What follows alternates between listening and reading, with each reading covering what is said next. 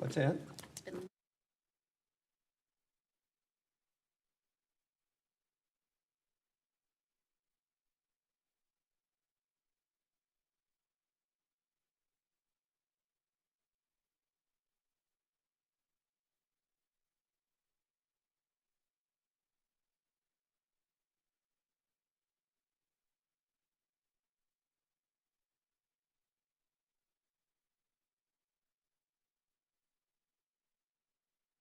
Okay, I'll wave at Steve. Good evening. Welcome to this workshop of the Hopkins School Board. We have one agenda item this evening. We're going to be hearing from our Policy and Monitoring Committee about our racial equity update, and I'll turn it over to Vice Chair Andreessen. Thank you, Chair Bouchard. So we have been working as a committee for a few months now around making more robust our equal educational opportunity policy 102, and one of that pieces of that to add in was a racial equity policy. So the process was we had some discussions as a committee, and then we found some really great examples of other districts that have done this work across the nation, and also used our resolution that was passed 2 years ago? Mm-hmm. Yeah, coming up on 2 years. Where we were holding ourselves as a school board and district accountable for being anti-racist and to continue that and the vigilant equity in our district. So we have been working not just as a committee, but with staff, students, and our wonderful community liaisons who have been instrumental in providing feedback on the draft policy that we had. We've tried to incorporate all the feedback from our community that we've gotten in the draft that was shared with all of you in the workshop packet. And now we're really hoping that, we also got a chance to run it by our legal counsel, and I think Assistant Superintendent Lightfoot has some stuff to share from that conversation, which I think will help inform our discussion here. But what we're really hoping for tonight is that we, as a board, can look over the draft, see if there are any changes, things you want more clarification around. But we're feeling pretty good about it right now, I think. Katie, Jason, do you have anything to add? Not for me. And Parker, our student board rep, was involved in this as well and had some really great input, very astute. Yeah. That is not surprising, knowing Parker. Right. Mm-hmm. Well, thank you for that framing. Assistant Superintendent Lightfoot, was there anything that you wanted to say at the outset here, or should we dive in? Dive in. Excellent. I'll open it up to my board colleagues first.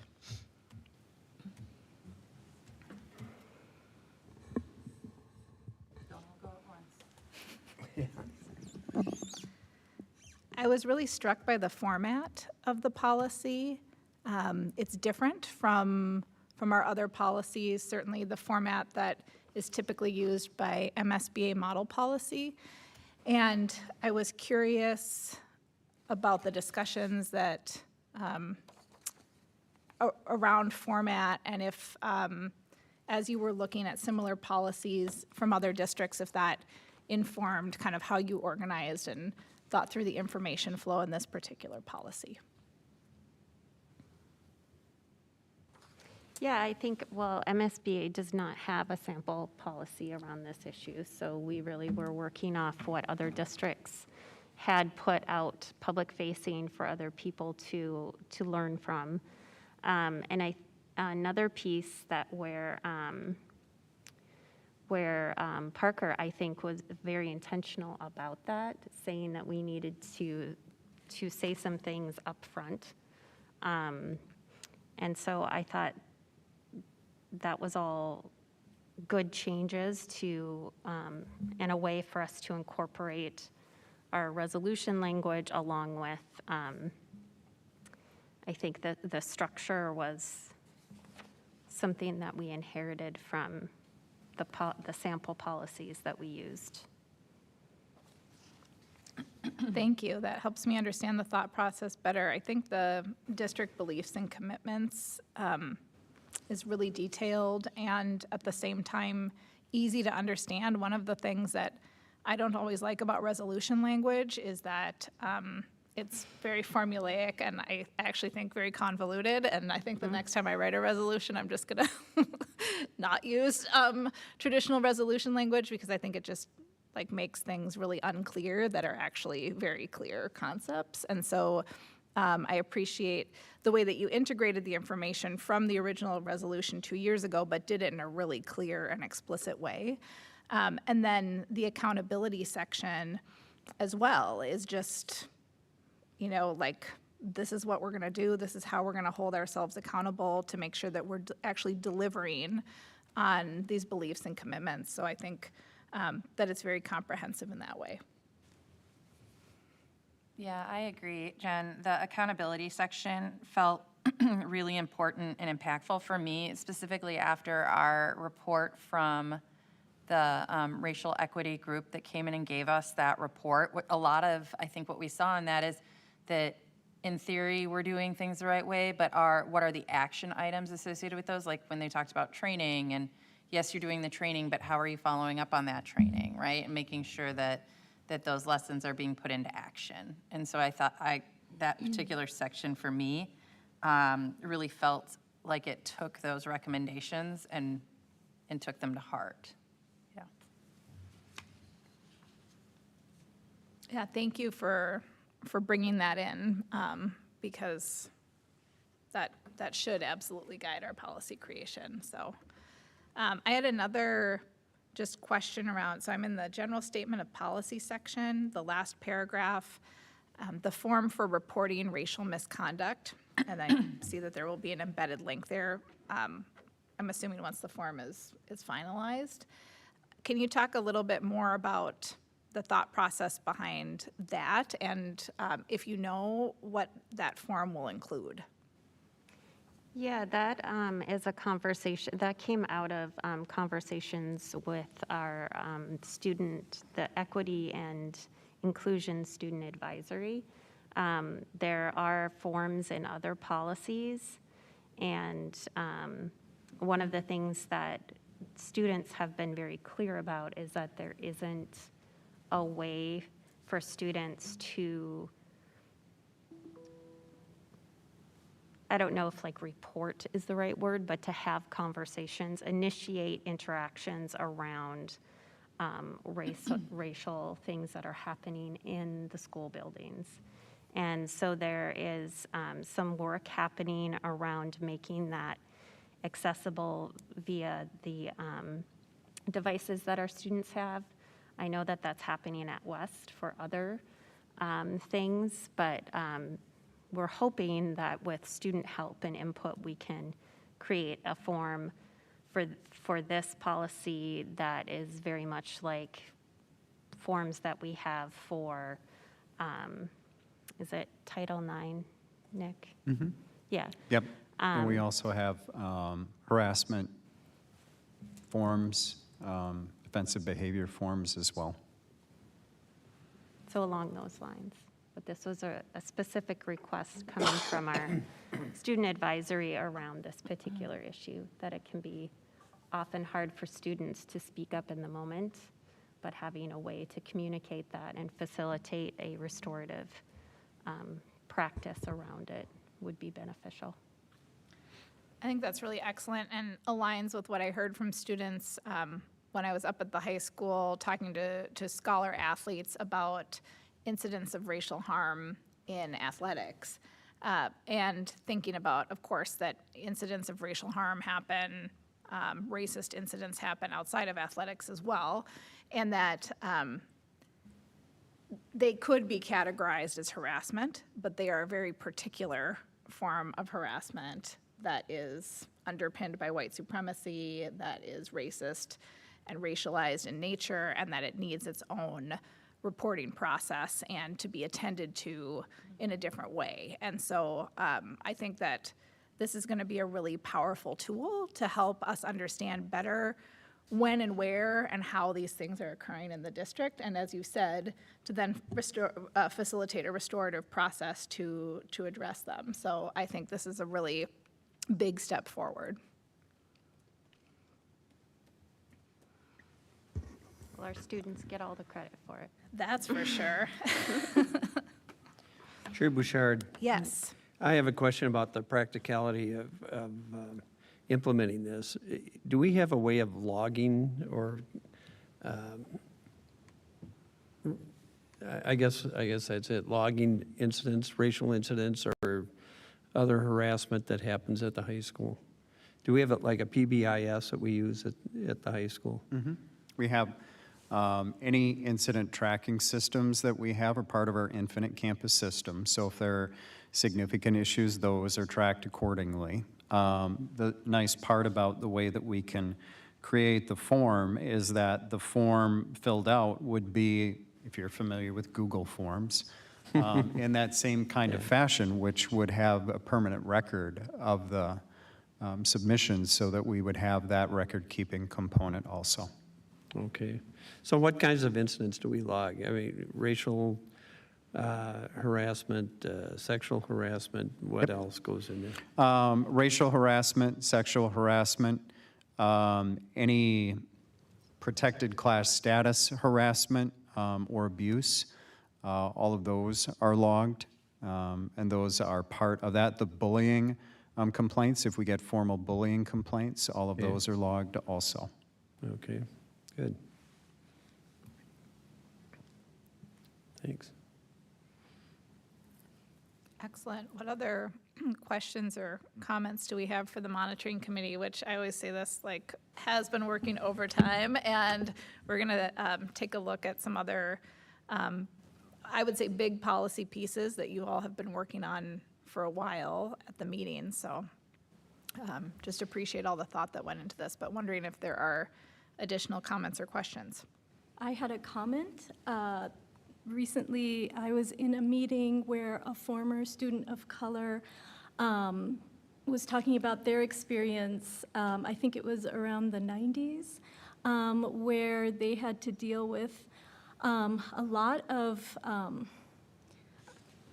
racism, unfortunately, being threatened that, you know, the KKK will come after them, unfortunately. And it was really surprising to me, because that seems very recent. The 90s, to me, seems very recent, unfortunately. And those students who experienced that back then didn't have the voice that this document will hopefully have for them. And thank you so much to the committee who came up with this, because it's a lot of work, and it's wonderful that they did this. So thank you.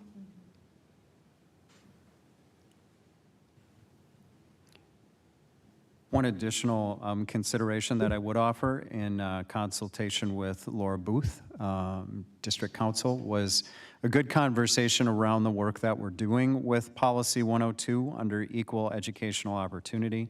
If you recall, we also did and have worked through our policies with religion in the schools as well as gender inclusivity. I think the value of the counsel that Laura offered is she said, if you are looking to use 102 as the umbrella and you are looking to work within the Minnesota Human Rights Act, which clarifies those protected class status categories within law, that you really isolate the policy to be specific toward race. And that there are some statements in here, as we did pull from the national guides that were used in other spaces, that just don't have that Minnesota framework like we do. So you see in some of the statements here references to economic status or learning difference or linguistic ability. Her counsel was to really isolate race and to use this to elevate that racial awareness of this policy and to use corresponding or different policies to address any other areas within the law that we truly feel deserve that specificity as part of its own policy. And then as well to reference that at the end of this policy, that we do have additional policies on gender inclusion, religion in the schools, and that we have done our work to show that this is a progression and that we are looking at all of those protected class statuses under the Minnesota Human Rights Act, and we are giving them their diligence in the creation of the policy that would serve it most well. Nick, what number is going to be assigned to this policy? That's a great question. Haven't done that yet. Minor administrative detail. but- Exactly. We'll get there. So I think if the board has had a chance to kind of think about that feedback from our legal counsel, if everyone it feels comfortable with that change, I can go ahead and make that in real time. I think it makes sense to me. That's how we've been talking about these policies that we've been implementing, is that 102 is our umbrella policy, and we're working through each one to have their own policy that specifically speaks to the issues that arise around that class. So if everyone feels good about that, I can make those changes. Support that. Yep. I will start hitting delete. And the other element that I would add is that the intentionality of, and sometimes information is lost toward the end of a policy, but really the power in that last specified item is that this would require that the administration produce annual equity reports that are based on these accountability statements and should have metrics tied to each of these statements. So as we do that, and we do that work through our own leadership, that should be something that also is that element of accountability that is truly tied to the driving factors that are within the policy. And I think it's important to note that that was something that was mentioned again and again by staff and the people that we talked to, that those things are very important for our community to know that we are actually paying attention and being intentional about holding ourselves accountable to this statement. That was a very important piece. And when we met with our community liaison group, I think very directly, it was, we often have wonderful words, but what do those words turn into? Yep. And how will you hold yourself responsible to making sure that they do?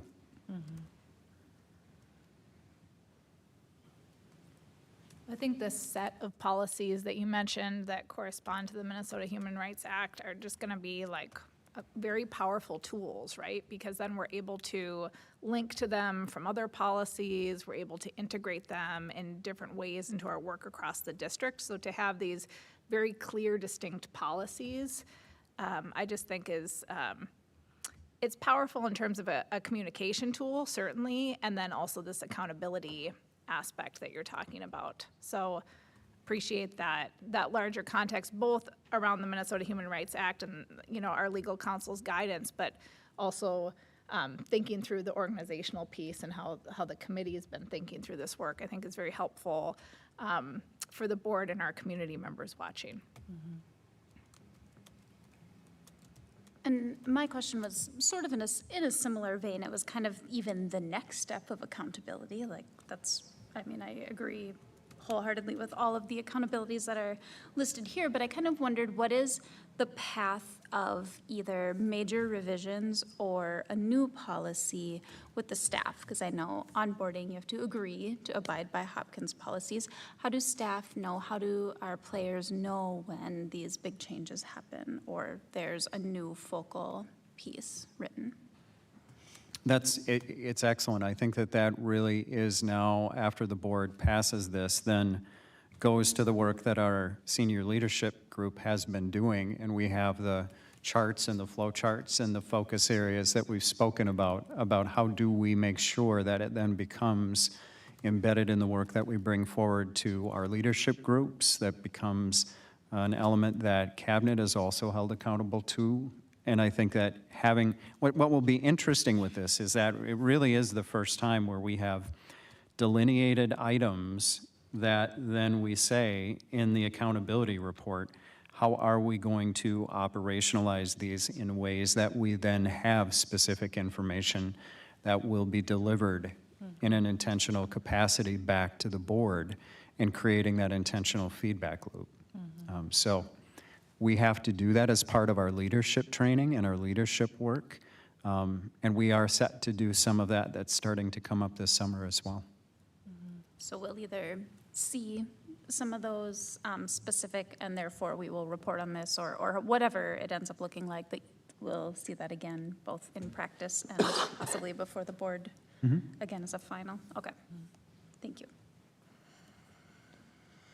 Yeah, I think you bring up a really good point, because oftentimes what happens is there's the policy work at the senior leader and school board level, and then there's the whole rest of the district world, which is in the practice space. And unless you have an action plan that bridges policy and practice, then we just continue to have a giant disconnect.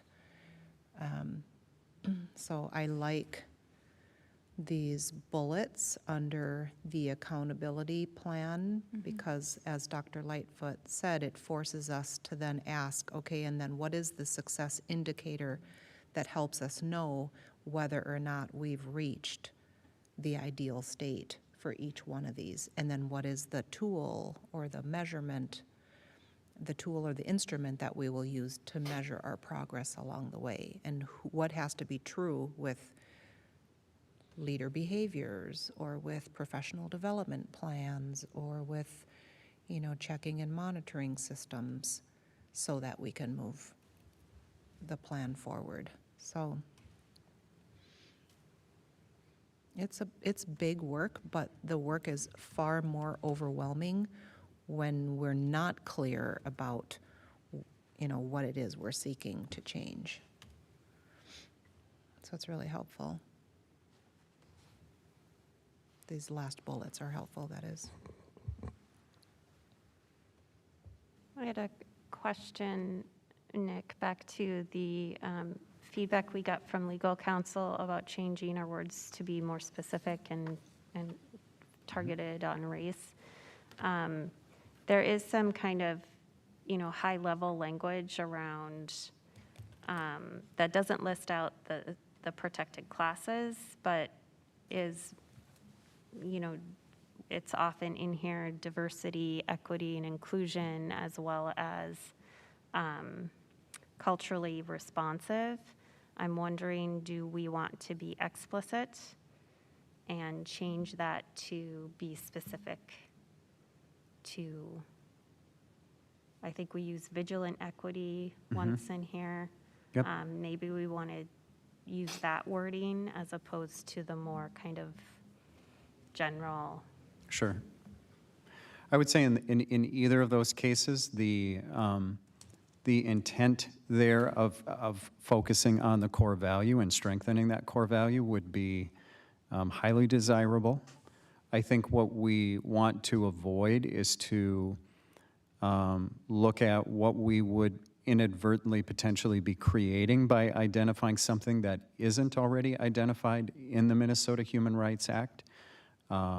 And to be specific with those terms, if you will, to reflect and isolate race. So as much as we can, use the core value, and then in the explicit need to identify that this policy is explicit with race, and that its intent is to eradicate the systemic racism. Okay, that's helpful. Does the board feel comfortable with that, making those changes? Yes. Okay. I mean, I'm not responding on behalf of the board. That was my own yes. I feel like you were. Just wanted to be clear.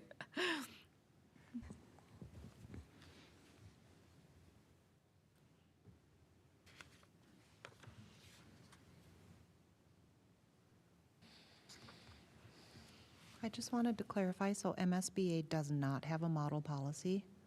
MSBA's model policy is Policy 102, which is the equal educational opportunity, which just is a broad-based Broad. statement. That just reflects the language that pretty much mirrors the Human Rights Act of these are protected classes. Oh, okay. And that's where it stops. So do other districts have a similar racial equity policy that we know of? That was our search. And when we did that search, we were not able to find an extensive policy that felt to be different than just parroting language that was already contained within statute. What I think was encouraging is that we were really looking for something that was more aligned with an evolved way of using policy in a different method than just to capture a set of information, but to create, I think as Director Peterson said, those actionable steps. And so that's where I think this is quite different, that it actually is a policy that takes that information and says, how will this information live in action in our organization? And back to Director Hartland's point, how then do we make sure that this becomes live in our operations and not something that just is living on a web page that somebody might find in an internet search, but is something that really does happen within the way that we run our organization.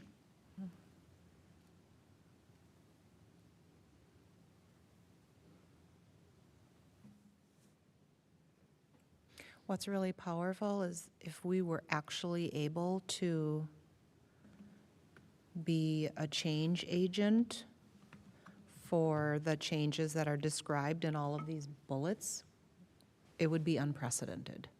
Yeah, yeah. I mean, we're talking about work that has not been done system-wide in any small or large system.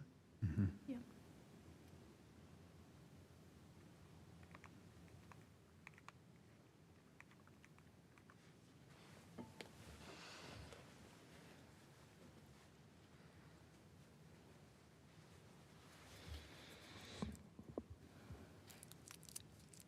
Time to get started.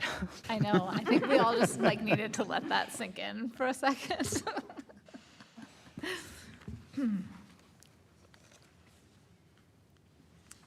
Excellent. Well, what else on this policy? Knowing that we will revisit it at the meeting, we'll vote on it then, so we can recap this conversation for our community members.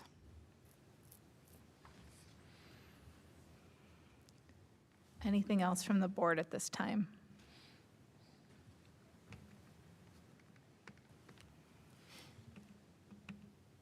Thank you to our monitoring committee and for Vice Chair Andreessen for leading the conversation, and Assistant Superintendent Lightfoot for your support and all the work that you've done on this particular policy piece, and we'll look forward to discussing it at the meeting. And it looks like we have a bit of time, an unprecedented break. So we'll look forward to seeing you back at the table shortly Could I- before 7. Oh, Could I mention one more thing? course, Sorry, I was yes, of distracted course. with deleting. no problem. I just wanted the full board to be aware that the monitoring committee also had a discussion that was inspired by the equity audit that the district had around taking another look at our equity lens, our matrix that we'd been using as a board, and in particular with the policy and monitoring committee. So we took the 5 questions that the audit recommended and then compared it with what I have had experience using at District 287. And I think as a monitoring committee, we felt that the one provided by District 287 was the way to go. It was, I think, accessible and easy to use and kind of more widely, I guess the word that I think I kept using was nimble. I don't know if Director Ross or Peterson, if you wanted to weigh in on that conversation or what your thoughts were behind that. Yeah, I mean, I would agree. Being nimble, I think there was a lot of back and forth. There was. Obviously, not to bemoan this, the time we have here, obviously we had a lot of back and forth and, we took the work very seriously. And I think being nimble, especially with the times that are changing and how things are changing, I think it made the most sense. And District 287 had, it was really hard to argue against what they already had in place, especially based on what you were already using. There was a lot of it was really like tit for tat stuff. But in the grand scheme of things, 287 had the best model, what we thought. And that's how, when we're looking at these policies, just trying to shape the right questions to ask, the right comments, the right feedback, and how we're bringing these policies forth to the board, just to ensure that everybody, and to the community, probably more importantly, and ensuring that the community knows what's going on. That's fantastic, and a huge compliment to District 287 and all the work that they've done in this space. Yeah. And their questions were a lot more direct. Sorry. No, I didn't mean to talk over you. I was just going to ask if you're willing to share that document. That set of Yes, questions. yeah, I can send it out to everyone on the board. And I think that we as a committee have kind of started using that as our lens. And I'm not sure, Nick, have we been sending that out to the staff that helps us look at these Not yet. policies? That is on the agenda as we approach the next round of policies after this. Great. So, go ahead. Excellent, I thank just you. wanted everyone to know. That was really important. Thank you for adding it. Anything else before we take a very long break for us? Excellent. Well, looking forward to seeing you back here at 7 and hope our community members can join us on the YouTube live stream at that point.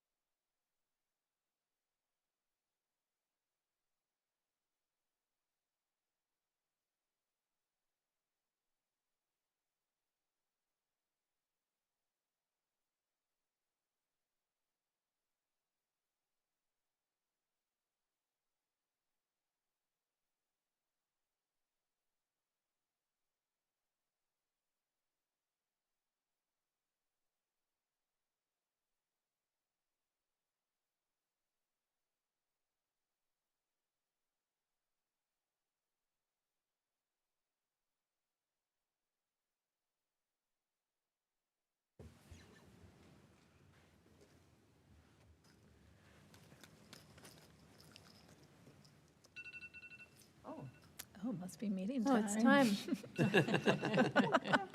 That's your wake-up call. Okay, we can get started. This meeting of the Hopkins School Board is called to order at 7 p.m. I'd like to welcome our community members who are joining us via the YouTube live stream and those who have joined us in the physical space this evening. Our first agenda item is open agenda. This is the time during which we take public comment. Community members have two options for giving public comment to the school board. You, of course, can appear before us at the meeting, fill out a public comment card that is located in the back of the room and hand it to me before the meeting begins, or you can leave a voicemail to be played publicly at the meeting. And we have one voicemail this evening that aligns with our guidelines for public comment. And so, Lise, I'll have you play that now. This is a comment from Laura Jensen.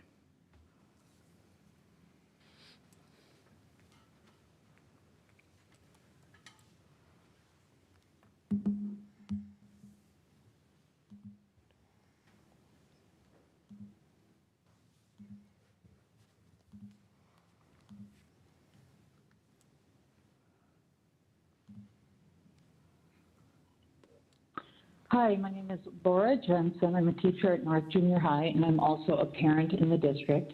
My topic I'm calling about is an invitation to the school board members to come and substitute teach in our buildings.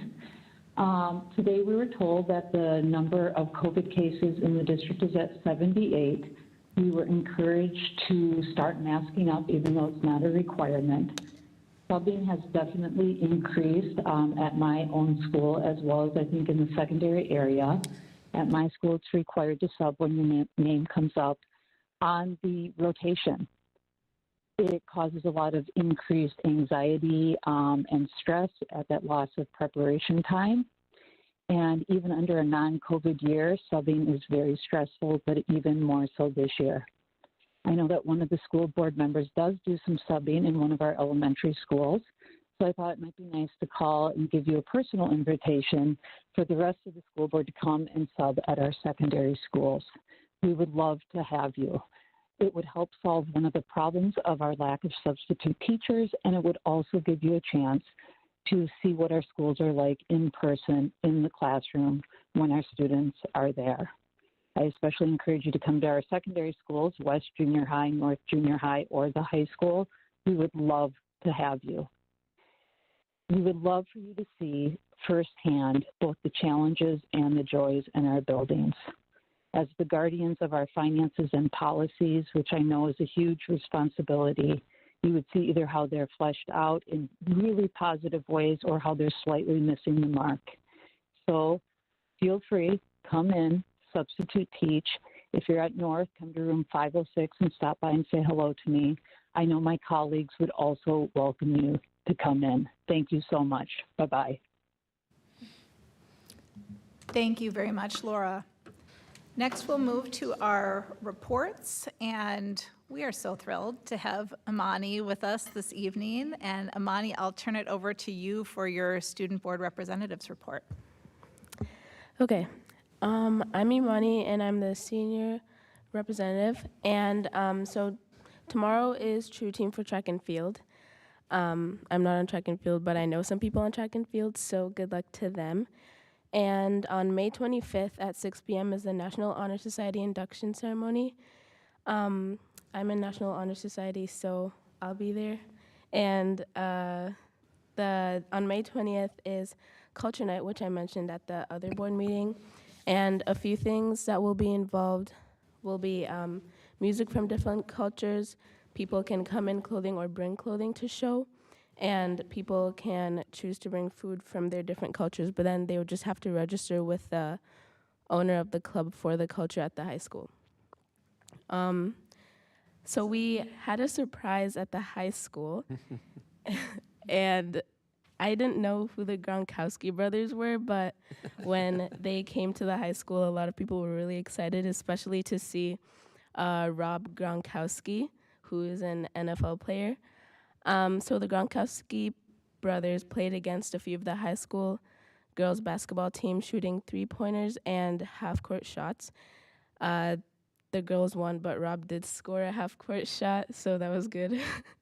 And then after the game, the Gronkowski brothers gave a $15,000 donation to Hopkins High School. Wow. Yeah. Seniors are excited for prom. Prom tickets are on sale for $60 or $30 for free and reduced. And again, it's on May 28th at the International Market Square. A few topics that have come up as issues at the high school are communication still seems to be something of concern at the high school, even though there are frequent emails sent per week.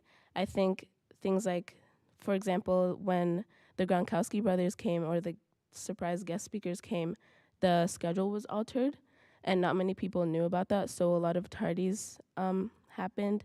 And now, since the high school calls parents when there's a tardy now, I guess that kind of, a lot of people, I mean, they are a good thing, but some people see some concern with that, since having frequent calls home, even though it could be excused, can create problems in a family. So, yeah, communication. And yeah, that's it. Thank you. Thank you, Imani. Could you tell us the date of Culture Night again? It's May 20th. I'm not sure about the time yet, but it's supposed to be after school. Oh, great. Yeah. Thank you. And if you're watching the YouTube live stream and you noticed any movement, there is a member of the paparazzi here documenting Imani's journey. So it's an exciting night for us too. Excellent, thank you. Any questions or comments for Imani? No, I do have one question. Is this your last board meeting, or will you be back? I think I might come to the May 24th one. Just like, I'll go to all the board meetings I can. Are we supposed to come to the June 7th board meeting? Does that count as the last one, or is the May 24th the last? June 7th will be the last one. Okay. And we are not ready to say goodbye, Imani, Yeah. so. Yeah, I'll be Okay, there. okay, good. No, yeah. I just wanted to know if I needed to be sad or not. So, No, that's okay. I'll be there at 24th and 7th. okay. Excellent, thank you. And there are no other student board reps on the Google Meet, right? I can't see everybody on there, and so I just wanted to check. Okay, great, thank you so much, Imani. Next, I'll turn it over to Dr. Miri Puri-Reed for our superintendent's report. Thank you, Chair Bouchard, and good evening to board members, colleagues, community members, and parents, staff listening in. And thanks for your report, Imani. And yes, we are going to be devastated when you leave, so hopefully we can have a couple more board meetings with you. And thanks, Elise, for sharing the deck here. So you see the cutie pies on the left-hand side of the screen. These are students giving a thumbs up in the teacher and school lunch staff appreciation video, which we hope to show you at the end of this brief presentation. And then you can see in the middle there, so our school leaders and parent-teacher organizations put together some really amazing recognition and celebration opportunities for our very deserving and hardworking staff. So this note is to Mr. Bell at Meadowbrook and says, our first grader looks forward to seeing Mr. Bell every day, and he has taught her so many things this year: how to read, how to be a good friend, and awareness of other cultures and countries. So Mr. Bell is an example of all of the amazing teachers that we have here in Hopkins, and we're just so grateful for everything they've done for our students, families, and for each other this year. And then on the right-hand side of the slide are students who are on the robotics team, the technocrats. So as you know, they went to the World Cup in Texas a few weeks ago, and then I had the opportunity to spend time with them this past Saturday, they were at Williams Arena for the state competition. So there are, Coach Jason explained, there are over 180 robotics teams in the state of Minnesota. Minnesota, California, and I think he said either Michigan or Illinois have the highest number of robotics teams in the country. So Minnesota's in one of those top states with the most robotics teams. And then there were 36 teams represented at the state competition. And essentially, all of the teams had the task of building a robot that could basically shoot hoops. So the robot would gather balls and throw as many balls into a center basket, and it's a 3-on-3 games where the high school teams have an opportunity to work with 2 other teams who then play. It's like 3-on-3 really, but they don't have an opportunity to interact and strategize with that team until minutes before the match. So it's very high intensity and really fun just to get to know that whole landscape of robotics and just see the amazing students that we have on that team and all of the parent volunteers, as well as Jason has 10 or 11 mentors who work with him. They are engineers and, adults who are, working in design and engineering spaces who have provided mentorship to the team. So it's really wonderful just to be able to spend time with them, and we're really proud of the technocrats for achieving so many milestones this year. I also wanted to introduce our school board and community members and staff to a wonderful scholar at our high school. Her name is Ashley Beard, and she recently was gifted a very specialized wheelchair so that she can move around with comfort and class. Ashley has a very rare disease called juvenile Huntington's disease. It's a progressive disease that mimics ALS, Parkinson's, and Alzheimer's. And it's a very rare condition. And so Ashley has a wonderful teacher, case manager, Judy Griffin over at the high school, and a whole team of staff who are her champions. If you want to view a video of this gifting of her wheels, you can check out a report on WCCO. So we're really proud of the staff over there for raising the funds in partnership with Champions for Huntington's Disease, which is a new nonprofit organization. The chair was more than $8,000, and so we're really happy that Ashley and her family are able to have that chair for Ashley. And again, just wanted to highlight that really across our whole district, we watched many recognition and celebration efforts unfold across our schools.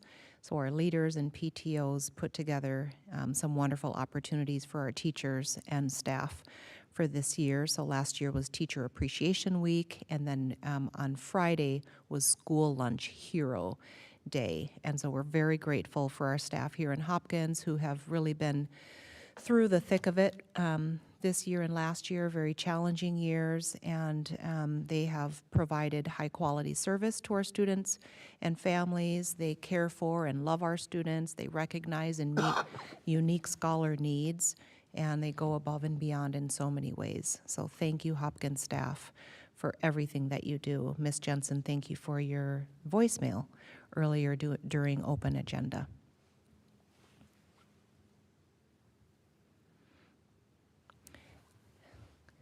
Another special day, especially for our elementary schools, is Earth Day. So Earth Day was April 22nd, and it's a great day for our elementary schoolers to get outside and do something good for the earth. So at Tanglin, Miss Ringgold's class visited the local woods and picked up trash.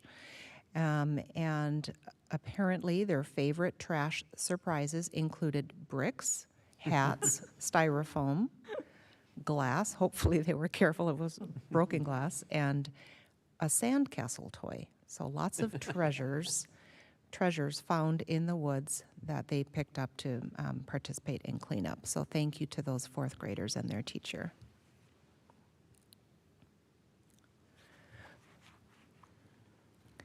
How many of you have been to the annual Glen Lake Carnival? Oh, you've got to go. So Glen Lake has a carnival every year. I volunteered at the ball toss game, which is a homemade game of muffin tins where the little kiddos throw golf balls and try to get it in a certain color so they can win a sugar treat. So there were probably 300 students and parents at the Glen Lake Carnival last Friday. They had a DJ, lots of fun prizes, mostly candy, a few toys, and we appreciate the Minnetonka Fire Department for the aerial photos and also having a fire truck there. So that was a very fun event, and it was a beautiful evening, 75 degrees, sunny, and lots of people out. And then lastly, for our system goal focus, I wanted to call your attention to our innovation goal. And this week we received a letter from MDE. Dear Dr. Nielsen Winkleman, we are pleased to inform you that we have reviewed and approved your application to offer K-12 online comprehensive learning. You may begin enrolling students into your program. And this is a note from Director Ertl to the members of that team. So we are extremely thankful and grateful to Dr. Tiffany and our assistant principal Lou and all of those virtual EDU team members who literally built a school from scratch. And of course, we have been offering virtual learning to approximately 300 of our families, K-12 this year. But this new accreditation approval allows us to open enroll students into our program. And as you know, we've partnered with Frankie and Fiorella to engage in a market analysis to help us understand who our niche audience might be and what would be the value proposition for virtual EDU, what kind of programming, what kind of learning experiences are families craving and looking for. So I look forward to sharing those findings with you. We'll have Director Ertl share those findings with you, or perhaps Dr. Tiffany herself. We're excited to build an online program in its next year now that grows in its anti-racist approach, that offers project-based learning experiences to students, and that provides a comprehensive experience with social worker support, personal wellness support, all of the services and experiences that our in-person students receive. So this is going to be a really amazing program, and I'm very proud of that team. And now we will end with the teacher appreciation video. Teacher and staff appreciation video.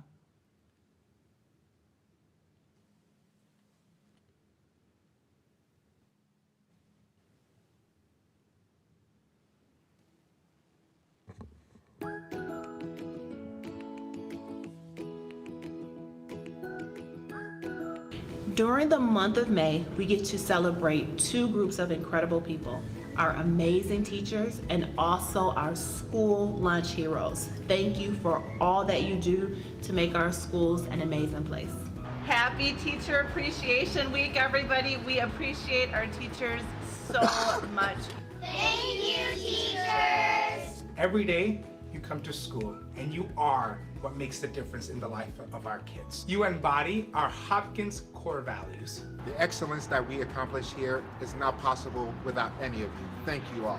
Thank you, teachers! Teachers, here is a virtual bouquet of flowers for you. You are amazing. Teachers have the most important job in the entire world, and teachers in Hopkins are the very best at that job. Thank you, teachers, for helping us learn. Thank you again for all you do. We love you, teachers. You are appreciated. You are so important, and we could do none of it without you. Your grace, compassion, sacrifice, and commitment during a very challenging year have made an incredible impact in the lives of our families and our students. Thank you, teachers. We appreciate everything you've done for us. Thank you to all the classroom staff in our district, E through 12+. Thank you for all that you do each and every day. You are absolute miracle workers. It's amazing to see you in action. I am so proud to be a part of this district with awesome teachers like you. Thank you, teachers. Thank you for all the inspiration, encouragement, and the love for all the students. Thank you all for all that you do every day for our students. We appreciate you. For your tenacity, for your compassion, and just for being there for students, families, and for each other. Thank you very much. Thank you, Hopkins teachers, for loving our students, teaching them to be scholars, and helping them one day become all of the things that we know are in their destiny. Thank you, teachers. Yes, yeah,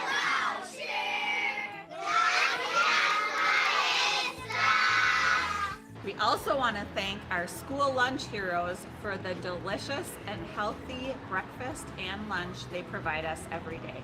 To our school lunchroom heroes, every day you are providing our students with nutritious food and keeping them going through the whole day. Thank you, School Nutrition. Thank you so much to our nutrition staff. You do a wonderful job. Thank you, lunch workers. Thank you, lunch workers. Thank you, lunch workers, for making us delicious food. Thank you for school lunches. We really appreciate it. Thanks for making us healthy food. Thank you, school lunch workers. Thanks for the food. Thanks for feeding us. Thank you.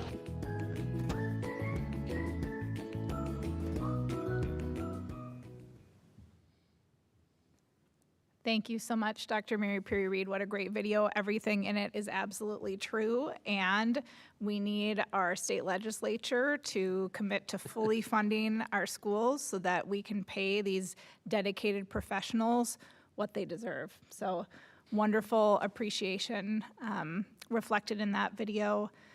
I wanted to make an additional note on the virtual EDU, which is so exciting. And as Director Ertl said, you built a school in less than a year, which is really remarkable. And remembering those early conversations at this table and to know that we're at this point now is really exciting. Any board member comments or questions for Dr. Mary Perry Reed? I had a comment.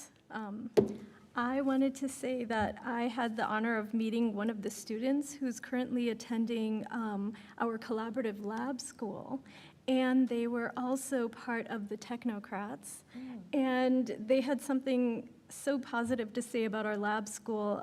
They said, compared to traditional schooling, the collaborative lab school was more inspirational. It motivated them to be part of the community process.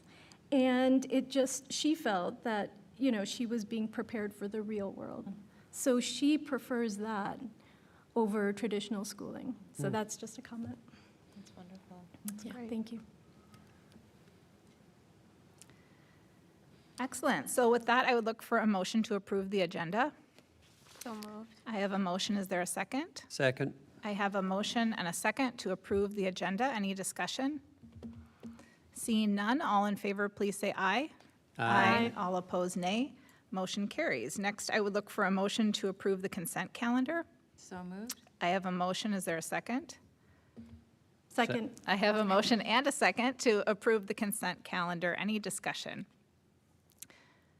Seeing none, all in favor, please say aye. Aye. All opposed, nay. Motion carries. Next, we'll move to our treasurer's report with Treasurer Adams. Thank you, Chair Bouchard. Our enrollment report is in for the month of April, and every grade except kindergarten showed a decline in enrollment during that month. Total decline was 37 scholars for the month, but it was not concentrated in any one particular area when you consider that it's over 12 grades. It's roughly 3 per grade, so it's, it's nothing, I think, to be alarmed about.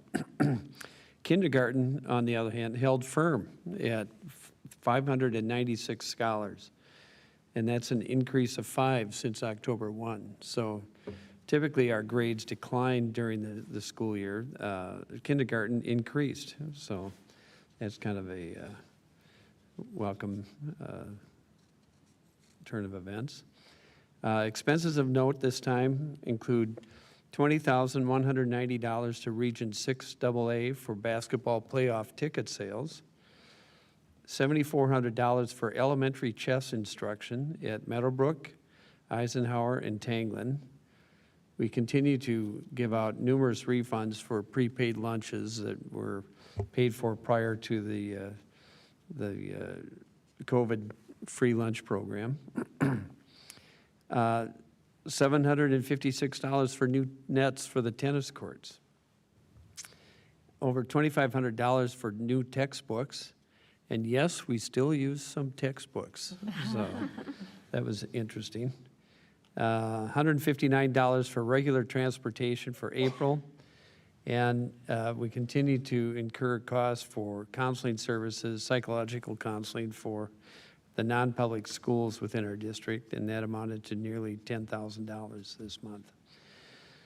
So with that, I move that we approve total disbursements in the amount of $4,479,209.46 for the period April 12, 2022 through May 3rd, 2022. I have a motion. Is there a second? Second. I have a motion and a second to approve the treasurer's report. Any further discussion? Seeing none, all in favor, please say aye. Aye. All opposed, nay. Motion carries. Next, we'll move to new business. Before I pass it over to Vice Chair Andreessen, just want to acknowledge that this is a big policy night, and our monitoring committee always has a heavy lift, but they've been doing a lot of work recently around some major policy pieces, and so we're really excited to see these coming to the table.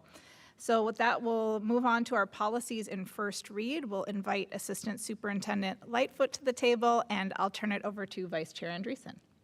Thank you, Chair Bouchard. Wanted to just give a little bit of context around the policies that we will be talking about. We spent a long time kind of going through and actually through your suggestion, Chair Bouchard, to take a closer look at our policy 956 around relations with law enforcement in the schools. And then also the other policy we'll be talking about in first read is the graduation requirements, 613.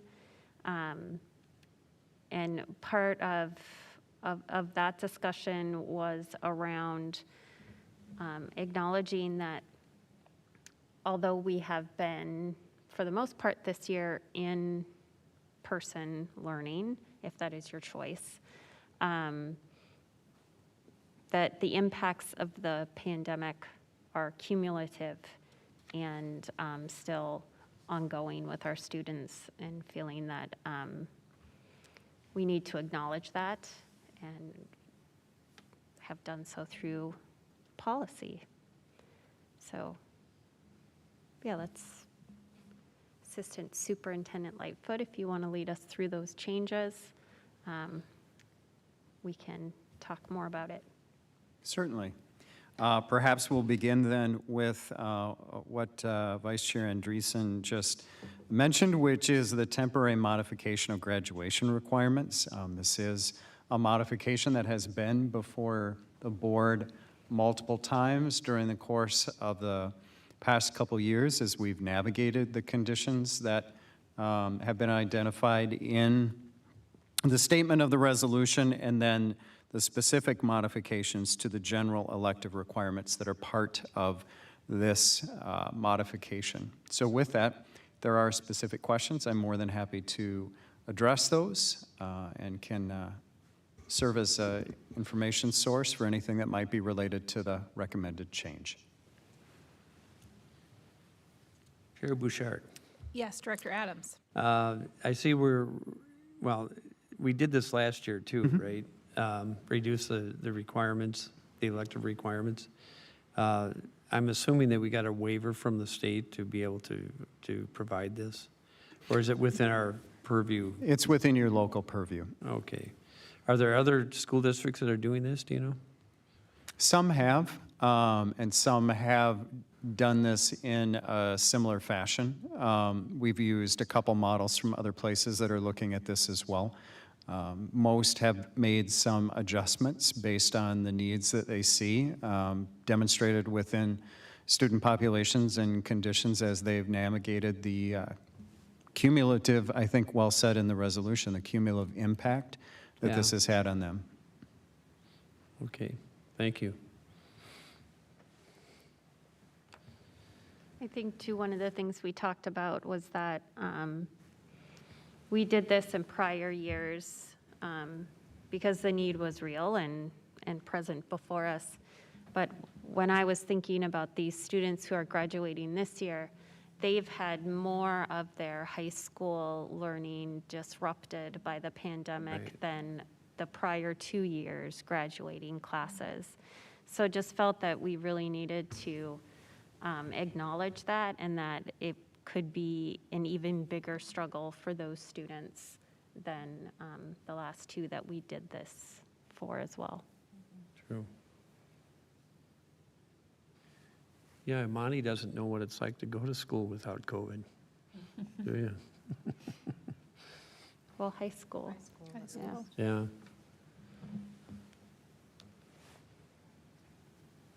Any other board member comments or questions on this resolution?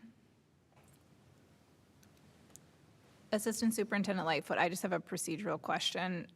When we're approving this, do we need to approve the resolution separately as a roll call vote, or can we approve it as part of the policy package? As part of the policy package, Okay, great. absolutely. Thank you. Yeah, no roll call or anything necessitated. Excellent. Anything else on this resolution? Okay, I think we can move ahead to policy 956. Great. Oh, okay. Either Yeah, way.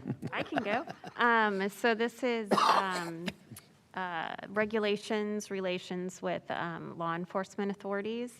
And one of the things that we were very intentional about was having this reflect a law that is hopefully moving quickly through our state legislature around the rights of students to have legal representation, and making sure that there's that those rights are well protected when they are on school grounds.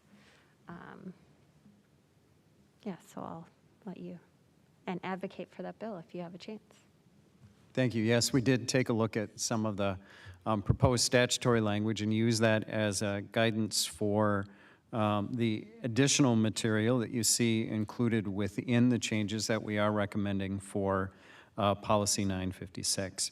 We were specific. Oftentimes we don't include regulations, but since there was such a substantial change and there was an initial inquiry into how the regulations were conducted, that we thought it would be most important this time to make sure that we drew that attention to the board so that they could see what changes specifically and the impact that that would have based on prior conversations that we had had.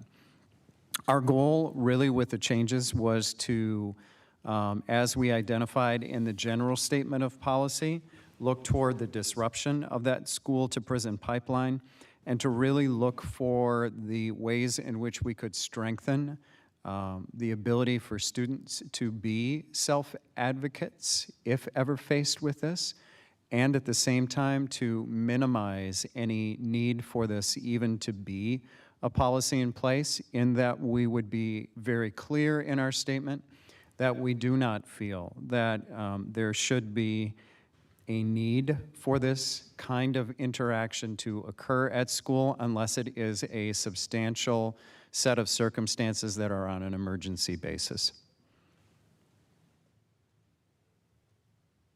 So to be clear, the changes reflect current statute, anticipate a bill that gains some traction. During this session, Representative Feist was the chief author of that bill, and I testified in support of it in the Public Safety Committee hearing 6 weeks ago. Time is flying. It could have been longer than that. And you know what has become clear as I've learned more about this, the bill and this process and this issue, is that we have quite a bit of agency here at the district level to make these changes and put these protections in for our students. I think as I look at the proposed changes, one of the most powerful aspects is the interview section, Section B. That is, I'm looking at Section B, Part 3. This requirement that the principal or designee notify the student that the student does not have to speak with the officer if he or she does not wish to. I think that there's often an, whether intended or not, an intimidation factor, and students, you know, just think like, I have to speak with them. So to be informed of their right.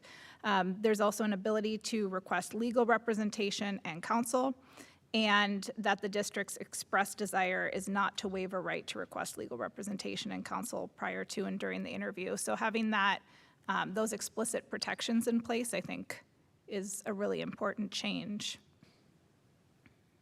I think too, I don't remember the specific number, and perhaps you do, Chair Bouchard, about students who do waive their right. It's shockingly high. So I think it's important that the other adults who have their best interests at heart are making that clear to them, that they don't have to do it. I also appreciate the language specifically around, you know, if principals or peace officers who are trying to enter our buildings, you know, have questions or disagreement about whether or not they, bless you, whether or not they have, they can access a student, you know, that the pathway of communication there is really clear, that they should contact the assistant superintendent, who will explain the policy parameters. So that's another, as I think through like implementation and what this looks like, that seems like another really important change to me. Chair Bouchard. Yes, Director Adams. I'm just curious what precipitated this. Is this a frequent occurrence that police are interrogating our students at the high school? Does that happen often? I'm not sure during the school year whether it's a common occurrence or not. No, common, no. Has it happened? Yes. Okay. And you know, based on previous conversations when the policy was brought forward, I think part of the general concern is that in a custodial setting and circumstance, it is often in the case for many students that they might not be able to have parents with them, and to have that guidance and to have that counsel with them, and how would we appropriately manage those situations. And I think that's really kind of the impetus for what this was looking to guide and direct versus any kind of frequency. All right. Thank you. I had a conversation earlier this school year with the parent of an elementary student who had been questioned by a peace officer in one of our buildings. And that student is an elementary student. They had no idea that they could refuse to talk to the peace officer. And the parent I spoke with was understandably very upset about that. So it does happen, and it's important that we have this policy, this revised policy in place to protect against it. I also just wanted to say that one of the considerations that went into this policy was not making a designation based on age, because often in our programming, we are working with students that may be vulnerable adults, and therefore this policy should be in place for all of our students regardless of age. That was an important revision for me. Thank you. I have a quick Yes. question. Did we already explain to our community why we're replacing police with peace? We did, and we had that conversation last board meeting when we were looking at 532, the use of peace officers for any removal of students with IEP, and that a peace officer is a more expansive inclusion rather than just a more narrow police officer.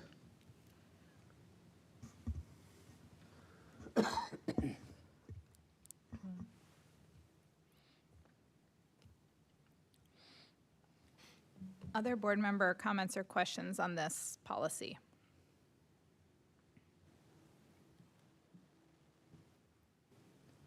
Thank you again to our monitoring committee and our monitoring committee, which is led by Vice Chair Andreessen and facilitated by Assistant Superintendent Lightfoot. Thank you both for your framing and context during the conversation. So with that, I would look for a motion that the board approve the above policies in first read. The board direct the administration to prepare the policies with suggested revisions for approval in second read at the next meeting as part of consent.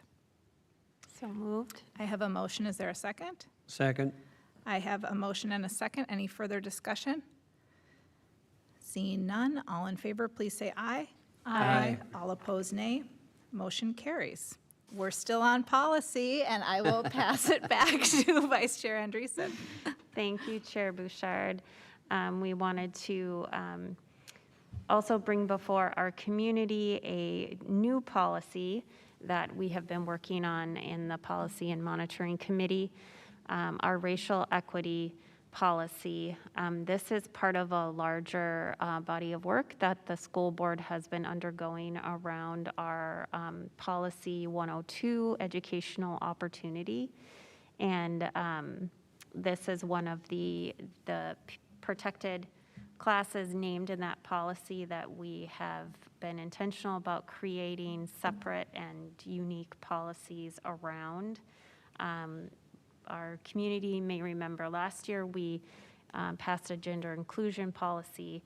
We also have other policies in place, but this year we've worked with our with creating a racial equity policy that we talked in depth about at our workshop earlier. So if anyone is wondering about the specifics of that or if, any changes that were recommended, I would advise watching the video of that workshop if you weren't tuned in. We are also working on having a community conversation around this policy, as is our practice around new policies.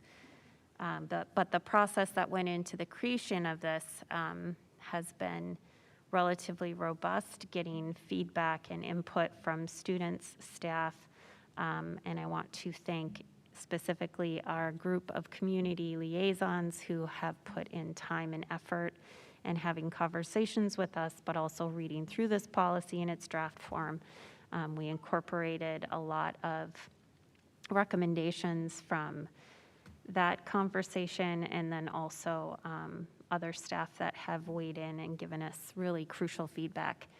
And I just want to give one shout out to Parker, who is a student board rep, who's on the monitoring committee, was really instrumental in helping us shape and craft this policy. And with that, I will turn it over to Assistant Superintendent Lightfoot if you have some feedback, and open it up to the board to share your thoughts. No additional feedback at this time. I'm happy to respond to any questions or any additional information as would be helpful.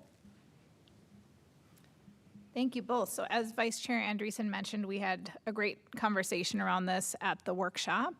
And, you know, some of the sort of top line items from that conversation were the format of the policy, that this is a unique format that really lays out our values as a district and then also has these accountability mechanisms built into it, that taken together with the set of policies that Vice Chair Andreessen mentioned that address the Minnesota Human Rights Act, that these are very both powerful policy pieces, but also really useful just in terms of implementation so that we can link other policies to them as a cross-reference, that they can be used, of course, in our schools to guide all of our processes and procedures. And so it takes a lot of intentionality to think through like a whole suite of policies like that. And our monitoring committee has done such a great job.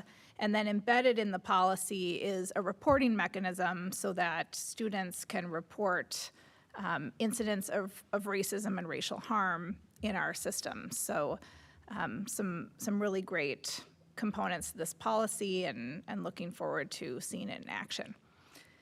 Any other board member comments or questions about this policy at this point? Okay. I have a question. Yes. So I appreciate the conversation we had during the workshop about the action/accountability plan that connects policy and practice. And then Vice Chair Andreessen asked me to read it word for word, which I thought I had read it word for word until I was asked to read it word for word again. So I'm just wanting to ask a question about the second to the last bullet here. So I agree that we have to look at policies, programs, professional development, and practice that are perpetuating systemic inequities. What I noticed here is the last statement of using an annual external equity audit across the system. So I'm just, I think as, one of the individuals who needs to make sure that we are enacting these expectations, I'm wanting to just call attention to annual and external. Okay, so so that, and I assume that was intentional on the part of the policy committee. I must be seeing either annual or external for the first time, especially combined as that's powerful, right? Yeah. Every year, and not an internal equity audit, Right. but externally conducted. So obviously there are cost implications, and it's a labor of, it's a exercise of labor and time. It is something that the school board will have to budget for, right? But no, we did discuss that. The frequency, would it be onus, burdensome? And also that we would have to then pay people to come in and do it. And I think it was mentioned during the workshop, but I don't know if anyone picked up on it, but I think, yes, we should be very explicit about that as a specific and very tangible ask. So I think that I'm just thinking through how this gets operationalized. So this last equity audit looked at multiple facets of our system and was very in-depth. And in order for us to engage in shifts in our practices, in the way we do programming, in the way we are generating different outcomes, we will need to focus our efforts in specific ways. Because I think in wanting to manage expectations, but also move with intentional or purposeful urgency, I do want to just acknowledge that we won't be able to see changes in multiple areas within one calendar year. Does that make sense?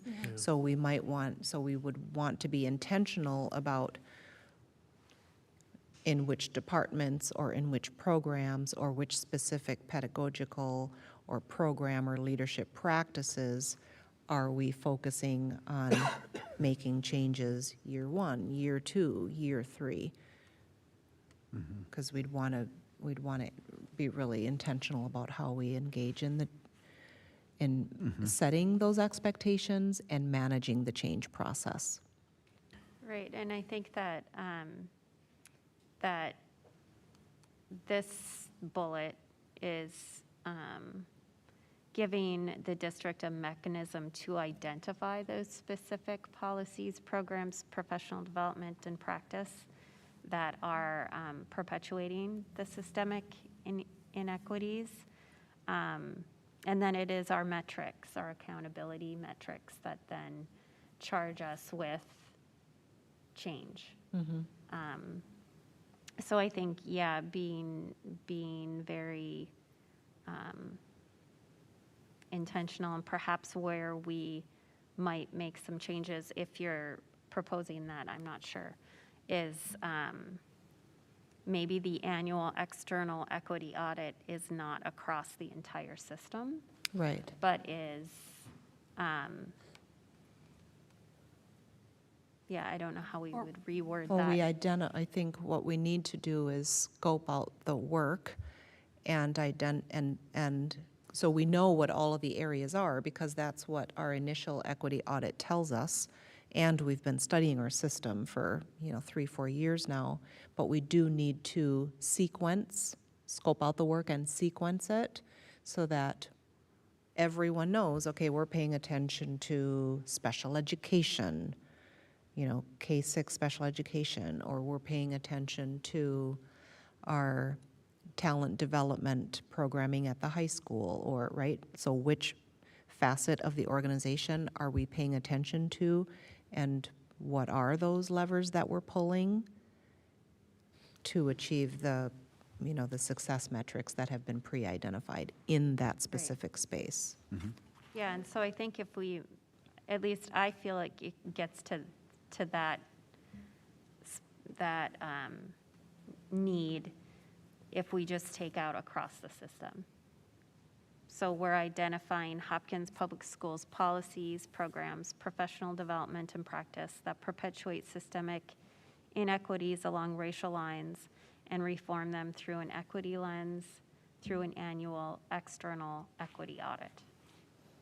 Could we even piggyback on the work that was done prior and use that to, I mean, we could identify and almost call it like an audit update versus like a full, kind of similar to your vein, right? But like we identified areas. Is there a way to create a report that's more of an audit update or refresh based on previous audits done that sort of reduces a little bit of the onus of that and the workload of that?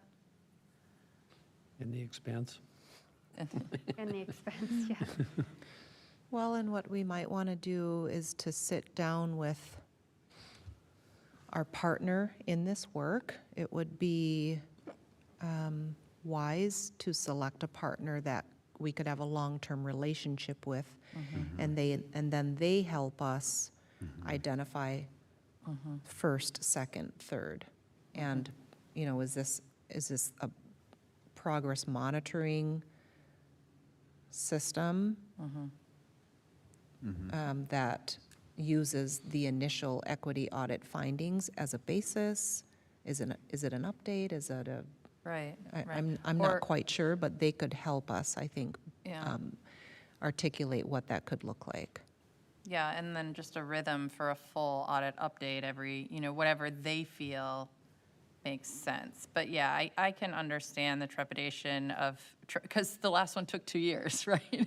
Granted, we had COVID, but like, that would be a heavy lift that would potentially take some focus off of actually doing the work. Right. Well, and we were all disappointed with the results, but then we had to remind ourselves that it took 400 years to build the system. It's not going to take a year to fix all of it, right? So how do we manage expectations and the change process? Part of the desire to include this as a specific element was for the accountability factor, much like we hold ourselves accountable for annual fiscal audits, that we would also be looking at our system in ways that are driving the change that we want to see. That's a good analogy. Yeah. So if our budget is that important that we conduct an external annual audit every year, then this is equally important. And if we identify those key metrics, how do we also make sure that we have that external review of those metrics to help inform that annual kind of report? So we definitely can look at the scope and the sequence of that on an annual basis with some intentionality in the design and how we put it together. You know, with the fiscal audits, we have spot audits too. So we'll pick an area in conjunction with our auditor to say, let's look at this year, you know, so. Nutrition services or. So, yeah, and, you know, we could do that simply for this equity audit as well. I like that. Okay. I think they call those spotits. Spotits? Technical term. Well, I didn't want to bring us down the rabbit hole of, how to operationalize, but I was struck by that combination of action, of implications requiring us to engage in specific actions, and I just wanted to be really clear on what the policy will require of us. I think Vice Chair Andreessen's edits now allow for that flexibility of implementation. I appreciate that. Yeah, and just so everyone's clear on what you're being asked to vote on, in that bullet that we've been talking about under accountability, it's the second to last, I took out the words across the system. So then that allows us to maybe do a spot audit or to maybe not have it be as large in scope as the audit that we just got the report on. Okay. If everyone feels comfortable with that change. Yes. Okay. Thank you. Any further discussion on this policy? So I would look for a motion that the board approve the policy in first read and that the board direct the administration to prepare the policy with suggested revisions for approval in second read at the next meeting as part of consent. So moved. I have a motion. Is there a second? Second? I have a motion and a second. Any further discussion? Seeing none, all in favor, please say aye. Aye. All opposed, nay. Motion carries. Next, we'll move to our staffing resolutions. It's a big night for Assistant Superintendent Lightfoot. He just gets to stay here at the table with us. I could use the steps, though. Staffing resolution. I was struck by the video during the superintendent report of the gratitude expressed to all of our educational staff and our support staff and our school nutrition heroes and everyone that makes this work possible every day. And these are the most difficult actions that we take. These are the actions that are required of you as a board when we bring people into the organization and when resources and changes within the organization are necessary. We do have to also take that role of ending those contracts. And that's what is in front of you this evening. There are 3 resolutions, and those resolutions are required to be roll call resolutions as they do end the contracts of individuals, and as such, that will be one of the requirements for you this evening. Those resolutions are separated out, so we will go through each of them. But before I do, I cannot stress enough, and I want to acknowledge the contributions of the service and incredible dedication of all of the people that are on this, and call out the difficult action that this is. Necessary, of course, within the context of what budget we have and the parameters that we have and our sectioning and course availability and offerings. Please know that as we do work through the budget and we do work with available resources, that as those become available and there are opportunities, we do our best to work to bring individuals back as conditions change. So I just wanted to make sure that we put that into the context before we actually conducted the vote on the resolutions. So is there any other additional question that we have before I walk through each of these? No, thank you for that thoughtful framing, and I think we can walk through them. Okay. The first resolution is the termination and non-renewal of temporary teacher contracts. These are the temporary contracts that are often most frequently in place for staff members that might be on leave for leave of absence, and they are temporary in nature, just periodic throughout the course of the school year. And as such, we would look to terminate those, and that would be the first resolution. Any questions related to the temporary teaching contracts? Doesn't appear to be. Thank you. Right. You're very welcome. We'll look for the roll call vote on the resolution. Thank you. So I would look for a motion that the board adopt the resolution for the termination and non-renewal of temporary teacher contracts. So moved. I have a motion. Is there a second? Second. I have a motion and a second. Any further discussion? Seeing none, Clerk Peterson. Treasurer Adams. Aye. Vice Chair Andreessen. Aye. Chair Bouchard. Aye. Director Hartland. Aye. Director Kahn. Aye. Director Peterson. Aye. And Director Ross. Aye. Thank you, Clerk Peterson. We have 7 ayes, 0 nays. Motion carries. We can move to our next resolution. Thank you. The second resolution is the termination and non-renewal of probationary teacher contracts.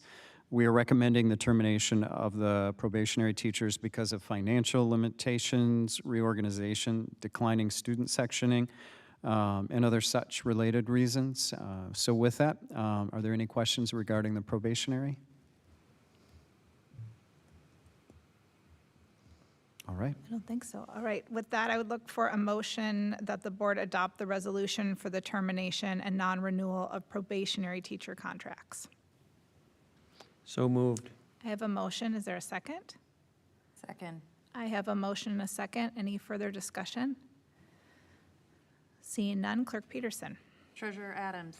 Aye. Vice Chair Andreessen. You're Doing great.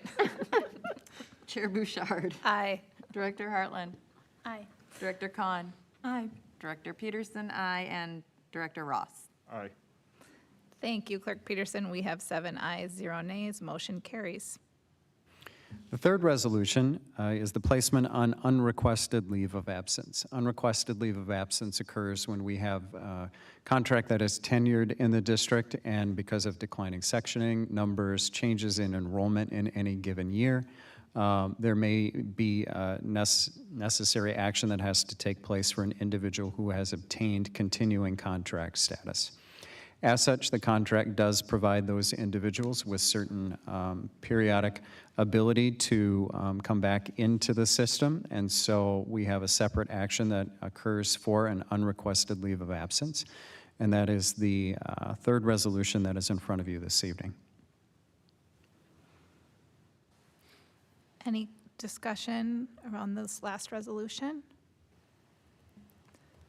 So with that, I would look for a motion that the board adopt the resolution for the proposed placement on unrequested leave of absence. So moved. I have a motion. Is there a second? Second. I have a motion and a second. Any further discussion? Seeing none, Clerk Peterson. Director Adams. Aye. Director Andreessen. Aye. Chair Bouchard. Aye. Director Hartland. Aye. Director Kahn. Aye. Director Ross. Aye. Director Peterson. Aye. Thank you, Clerk Peterson. We have 7 ayes, 0 nays. Motion carries. Thank you, Assistant Superintendent Lightfoot. Thank you. Chair Bouchard. Yes. I'd just like to make a comment on this. I think for our two new board members, this is the first time you've been through this. And this is probably the most painful thing you do as a board member. You know, before this, we're voting on budget reductions, we're voting on general staffing resolutions to reduce staff. when you see a resolution that's got an actual name on it, that's, I think, when it hits home. My wife taught for this district for 45 years, I think. And the first 10 years that she was in the district, her name was on one of these resolutions every year. So you have to understand that it doesn't mean that these people are necessarily going away for good, but we reevaluate the staffing requirements during the summer, and some may be made an offer to come back. So I know it's somewhat painful, and especially if you recognize a name on there. It's hard to do, but just be assured that this is part of the process and that some of these people will be back. And ultimately, my wife had a year when she wasn't on this list. So, things change, so. Thank you, Director Adams. Thank you, Assistant Superintendent Lightfoot. Next, we'll move to our board member reports. I'm just going to do it, Director Adams. Are we going alphabetically again? Yeah, yes, Okay. that's what's happening. Well, I didn't have a whole lot of activities, but I thought some were pretty significant. The first one was the HEF donor recognition at the Gold Nugget that I attended, along with some of you, on April 28th. That's always just really reassuring and heartwarming to see the kind of support that our district gets from parents and former staff members and current staff members and just people that care about this district. So it was fun to attend that. Last Friday, I attended the AMSD meeting, and there were a couple of items on the agenda, but the one that was the most, I think got the most attention was the student data privacy bills that are before the legislature right now. And there's two different bills, at least there were as of last Friday. I don't know if they've been amended yet, but it's basically to put restrictions on what student data privacy, what student data can be shared and how. And it's been very much on someone's agenda for the last, I think, 4 years. But Anthony Paternos, who's the IT director at Osseo and formerly IT director here, spoke to the content of those bills. The one that was in the Senate, he said he could live with. Most IT people could deal with it. The one in the House needed significant amending, and we've been assured that that's going to happen by the author of that bill, Representative Feist. Our LAC had a meeting subsequent to that and asked John Wetter, our IT director, what's your take on these bills? And he said they were something that he could live with. So I was concerned that they might restrict data privacy for students to the point where it would be a big imposition and workload on our IT staff. And as it stands now, it will not be. So that was reassuring. But it was interesting to have the discussion about student data privacy. And it has all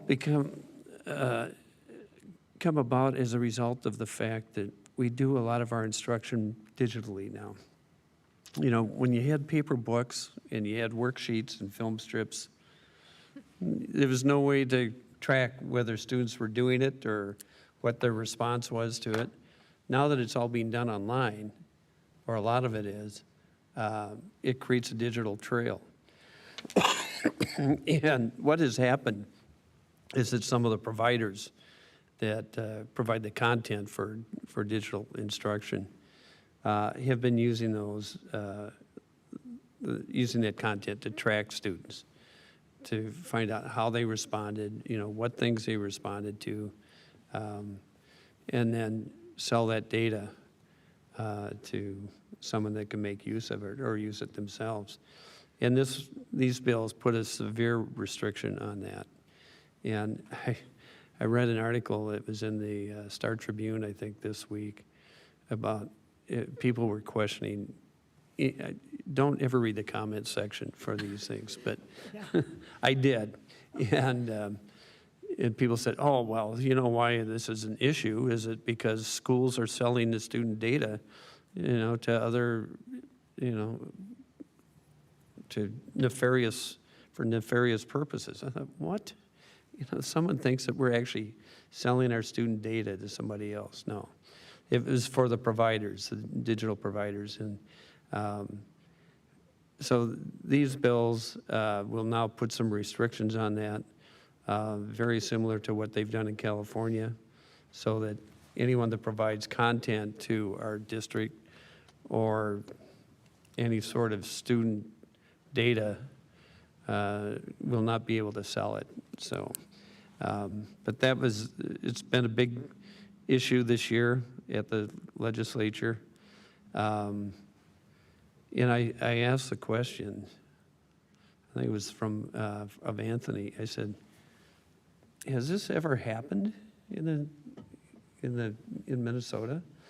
And he said, well, no, not really. But there were, so it's all in response to what is an anticipated concern, which was kind of surprising to me.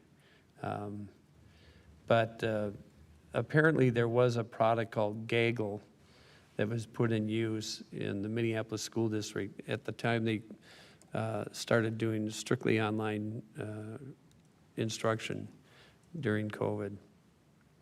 And Gaggle did do some tracking. Never sold the data as far as anyone knows, but there were parents that were concerned and students that were concerned about the fact that they were being tracked on their use of the systems. So anyway, it's, the ACLU has been very adamant in supporting these bills, but there's been very little of actual harm that has been shown for any of it. And then yesterday, I attended the MSBA and AMSD and MASA Day at the Capitol.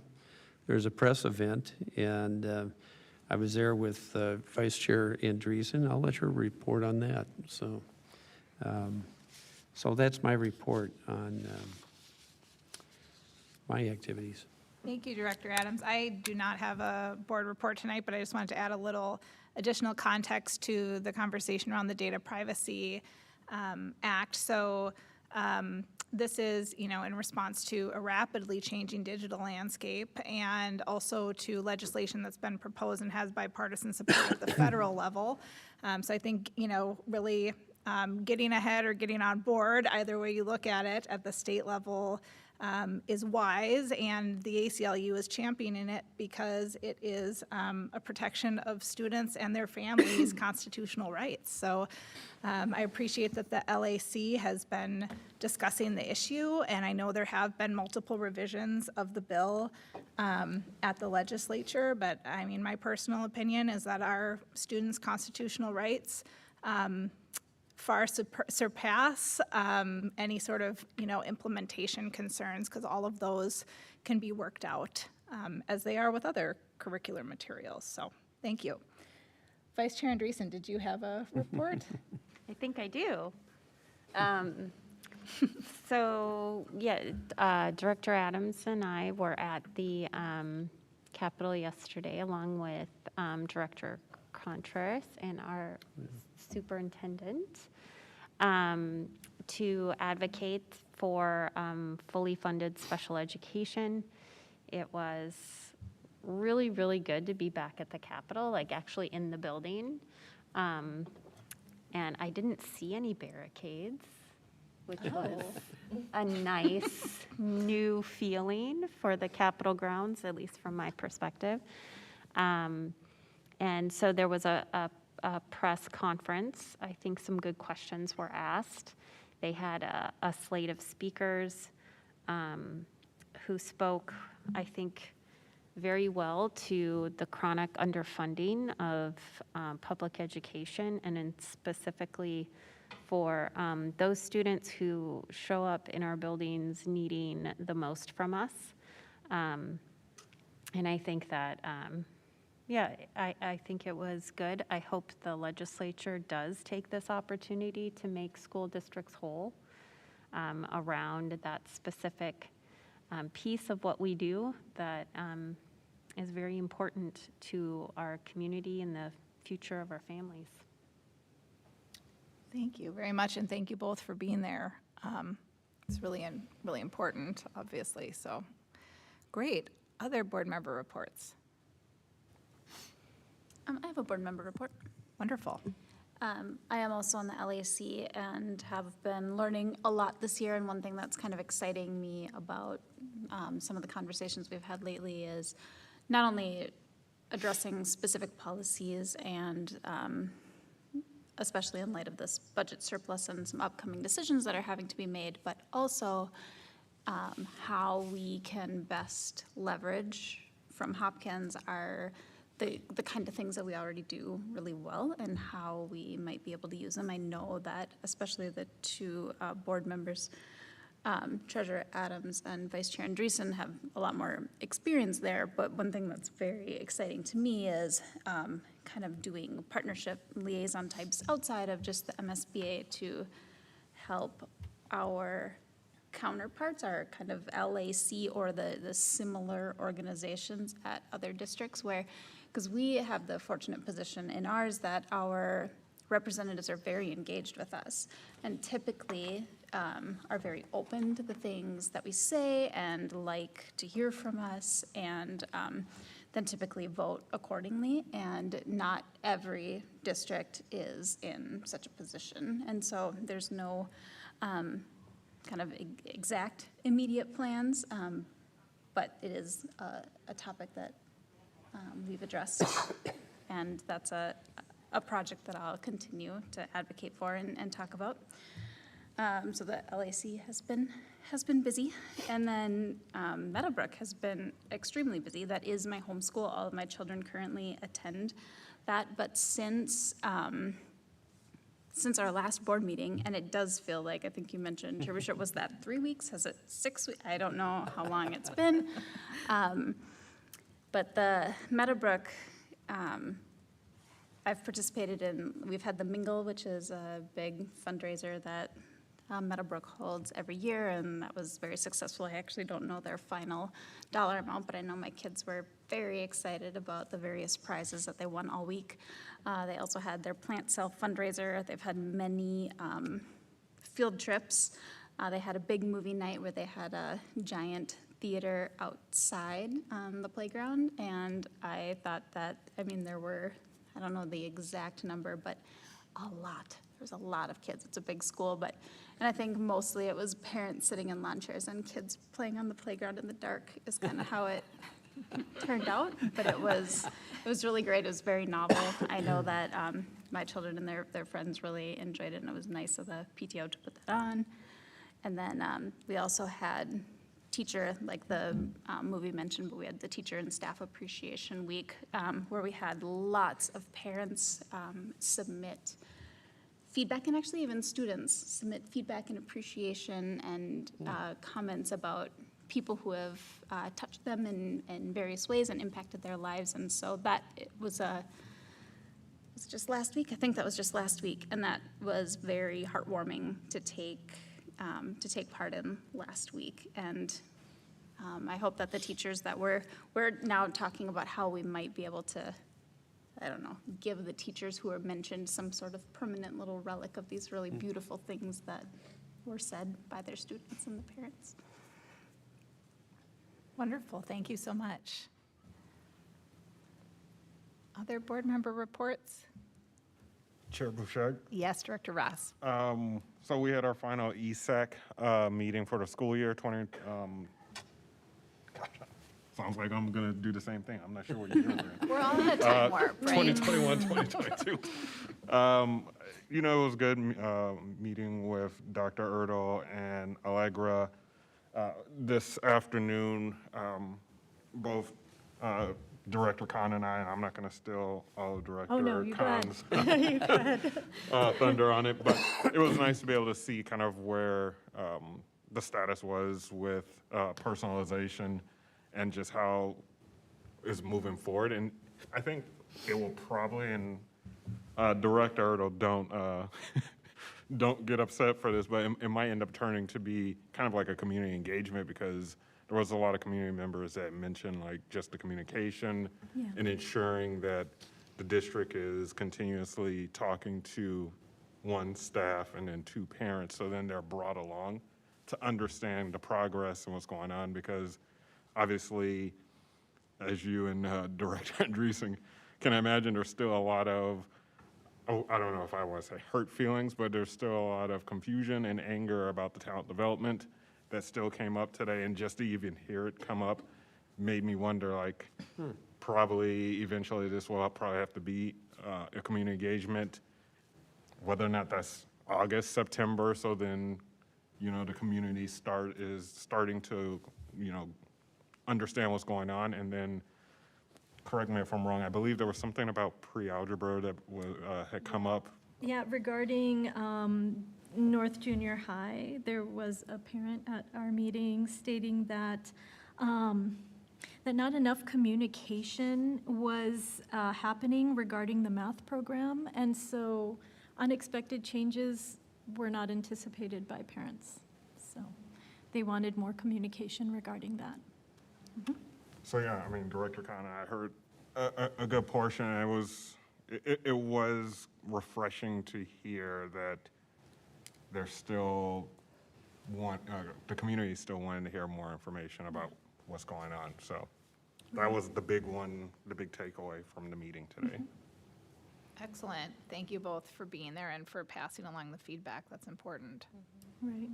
And if I could add to what Jason was saying, just regarding these programs, it's really nice that there are still community members whose children have graduated from Hopkins, and yet they still want to have input and they want information as to how we're doing as a district, and they want to contribute as much as they can. So that was really nice that they still want to be very much aware of what's happening and the changes. Another meeting that I attended was with Hopkins Community Ed, and they were presenting with Allegra, Shannon Finnegan, Nicole Dimich, with their Thrive Ed team. They had a slideshow on the Collaborative Lab School, which I commented on earlier when Rhoda had her report about the technocrats. And it's wonderful that it's being focused on being centered on student voice, so students can experience a joyful education experience. And I love how they called teachers engagement guides rather than teachers. It's really nice because they have more of a mentorship role where students can students can be guided by them instead of, you know, being dictated to.